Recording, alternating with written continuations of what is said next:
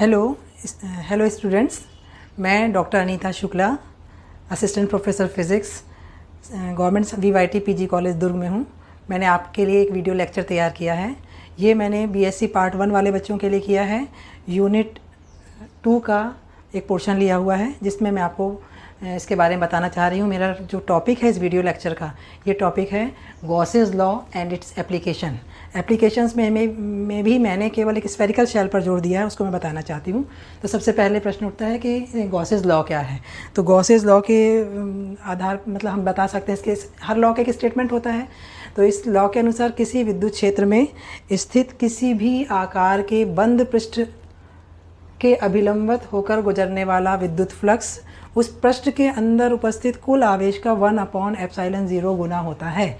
यानी कि जितना आवेश पृष्ठ के अंदर है उस पूरे आवेश का योग का 1/ε0 गुना है। इसका मतलब flux phi equal to ∬E.dA 1/ε0 summation Q।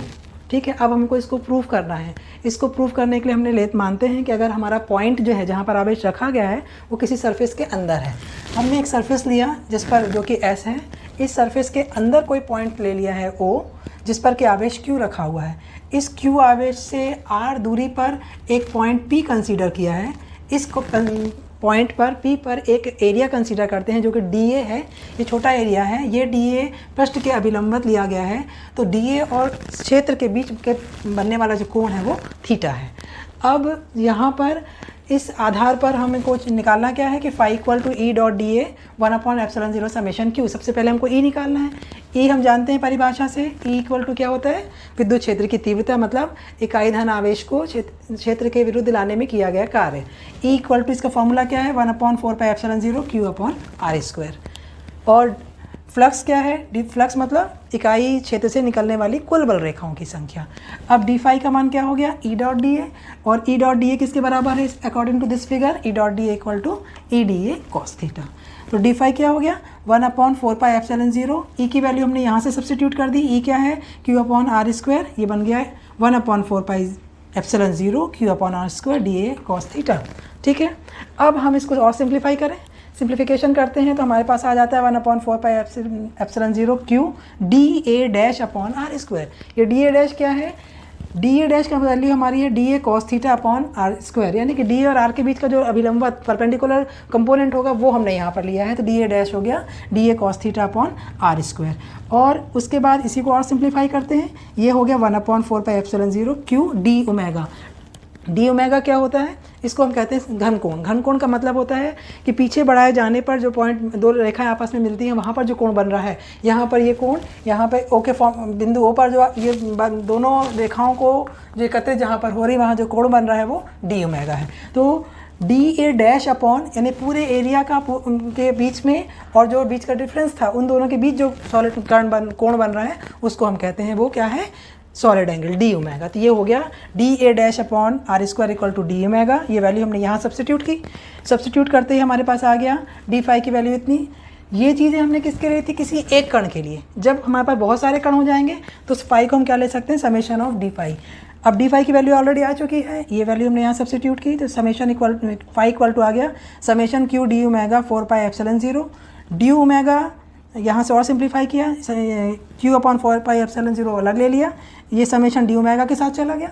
ठीक है, समेशन dω का मतलब क्या होगा, किसी केंद्र पर बनने वाला कुल घन कोण। और कुल घन कोण कितना बनता है, कितना हो सकता है, 360 डिग्री, यानी कि 4π। यानी कि इसकी वैल्यू आ गई 4π। तो हमारे पास ये 4π कैंसिल हो गया। क्या हो गया, phi equal to, final equation हमारे पास क्या हो गया, phi equal to 1/ε0 Q। Gauss's law के अनुसार हमको यही निकालना था कि किसी विद्युत क्षेत्र से एकांक क्षेत्रफल से निकलने वाला जो फ्लक्स है अंदर उपस्थित कुल आवेश का 1/ε0 गुना होता है। ये हमको प्राप्त हो गया। अब यार अगर इसी में अगर हमारा कण बाहर की ओर है, अगर कण जब बाहर की ओर हो जाता है, यहाँ पे देखिए कण सेकंड स्टेज में कण बाहर है, आवेश बाहर हो गया। आवेश बाहर हो गया इसका मतलब है इस O को केंद्र मानकर और यहाँ से भी हम कोण खींचें, एक शंकु खींचें। शंकु खींचने से क्या होगा कि ये शंकु S पृष्ठ को S1 पर स्पर्श करता है और दूसरे पृष्ठ को S2 पर स्पर्श करता है। इसका मतलब S1 से प्रवेश करने वाला फ्लक्स और S2 से बाहर निकलने वाला फ्लक्स। जो फ्लक्स प्रवेश करता है उस फ्लक्स की वैल्यू को हम नेगेटिव लेते हैं और जो फ्लक्स बाहर की ओर जा रहा है उसको हम पॉजिटिव लेते हैं। तो जो S1 के कारण प्रवेश करने वाला जो फ्लक्स है वो क्या हो जाएगा, minus Q D omega upon 4πε0। और जो फ्लक्स बाहर क्यों निकल रहा है, S2 से बाहर क्यों निकल रहा है, उसका मान क्या हो जाएगा, S2 से बाहर निकलने वाला फ्लक्स का मान हो जाएगा plus Q D omega upon 4πε0। इसका मतलब इसका टोटल फ्लक्स बराबर इनका जो निकालेंगे टोटल फ्लक्स इक्वल टू 0। इसका मतलब है गॉस के नियम से हमने दूसरी चीज़ क्या देखी कि अगर हमारा आवेश बाहर की ओर है उस अवस्था में हमारे पास टोटल फ्लक्स का मान 0 प्राप्त होता है। तो गॉस के नियम के दो रूप हो गए यहाँ पर। एक अगर कण अंदर है तो इसका मान phi equal to 1/ε0 summation Q, और अगर आवेश बाहर है तो इसका मान हमको 0 प्राप्त होता है। गॉसेस लॉ के बाद हम लोग इसकी एप्लीकेशन लेते हैं। एप्लीकेशन लेने के लिए सबसे पहले हमको ये देखना पड़ता है कि कोई भी कण किस सरफेस पे हो रहा है। मतलब हम अपनी ओर से एक पृष्ठ इमेजिन करते हैं जिसको हम कहते हैं गाउसियन पृष्ठ।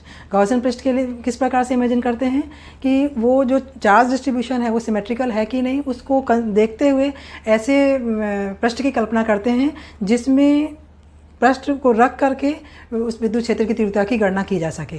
तो ऐसे पृष्ठ को नाम दिया जाता है गाउसियन पृष्ठ। हम इसमें जो केस ले रहे हैं वो है स्फेरिकल शेल। स्फेरिकल शेल का मतलब है अगर एक समान रूप से आवेशित गोलीय चालक है उसमें प्राप्त होने वाले विद्युत क्षेत्र की तीव्रता की गणना करना है। स्फेरिकल शेल को हम समझ सकते हैं कि हमारे जिसको हम कहते थे सकेंद्रीय वृत्त, एक सेंटर से जो दो वृत्त निकलते थे वो कॉन्सेंट्रिक सर्कल कहलाते थे। लगभग स्फेरिकल शेल उसी रूप में होता है।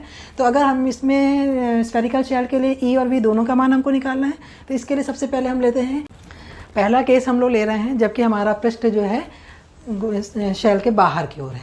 सेंटर ओ है, ये आर त्रिज्या का एक वृत्त है। इस ओ सेंटर के से x दूरी पर कोई बिंदु P है।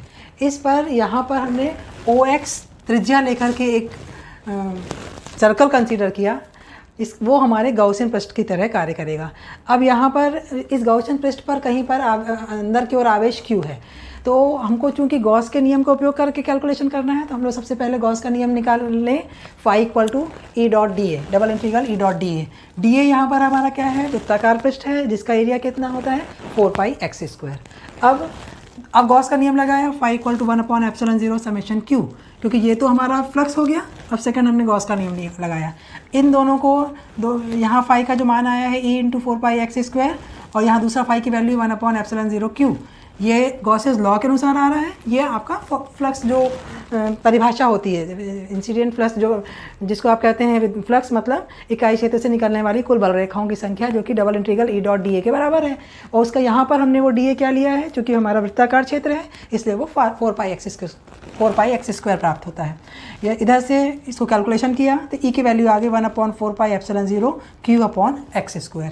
ठीक है, तो अगर कोई कण बाहर की ओर है उस अवस्था में विद्युत क्षेत्र की तीव्रता का मान कितना प्राप्त हो गया, Q 1/4πε0 Q/x²। माने ये मान टोटली किस पर डिपेंड कर रहा है, उस दूरी पर जहाँ पर वो पॉइंट रखा गया है।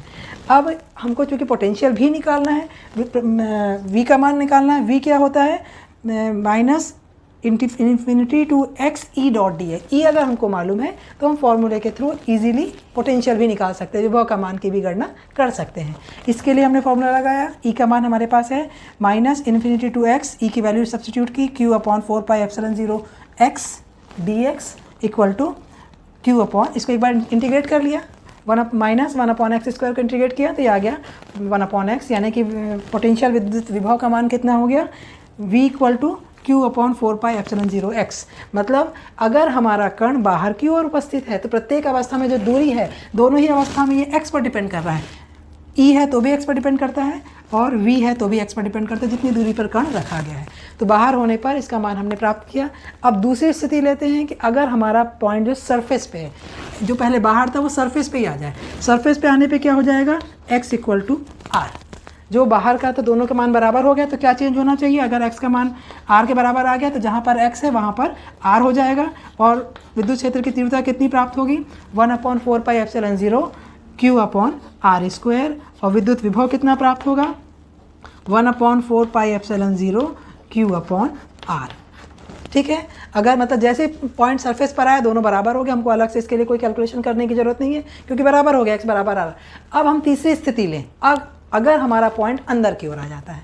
जब पॉइंट अंदर की ओर आ रहा है, अब क्या हुआ कि इसका गाउसियन पृष्ठ कौन सा बनेगा, ओरिजिन यहाँ पर सेंटर O है जिस पर कि आवेश रखा गया है। ठीक है, आवेश अंदर रखे जाने पर क्या होता है, संपूर्ण आवेश बाहर की ओर चला जाता है, अंदर के कोई उसके चार्जेस नहीं होते हैं। तो x दूरी कण चूँकि अंदर आ गया है तो यहाँ पर क्या हो गया, x is less than r, point अंदर आ गया है।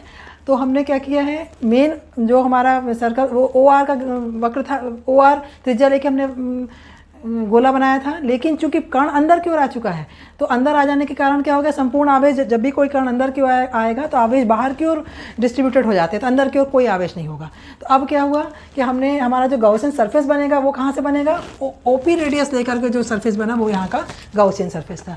यहाँ पर पहले वाले केस में भी सेम चीज़ थी, लेकिन तब क्या था, कण बाहर था तो वो गोला बड़ा बन गया था। अब यहाँ पर ये छोटे रूप में हमको प्राप्त होता है। लेकिन जब आवेश शून्य हो गया, यहाँ पर जो भी आवेश का डिस्ट्रीब्यूशन था आवेश बाहर की ओर चला गया, इसका मतलब है यहाँ पर किसी प्रकार का कोई आवेश नहीं है। जब आवेश नहीं है तो हम फ्लक्स निकालें।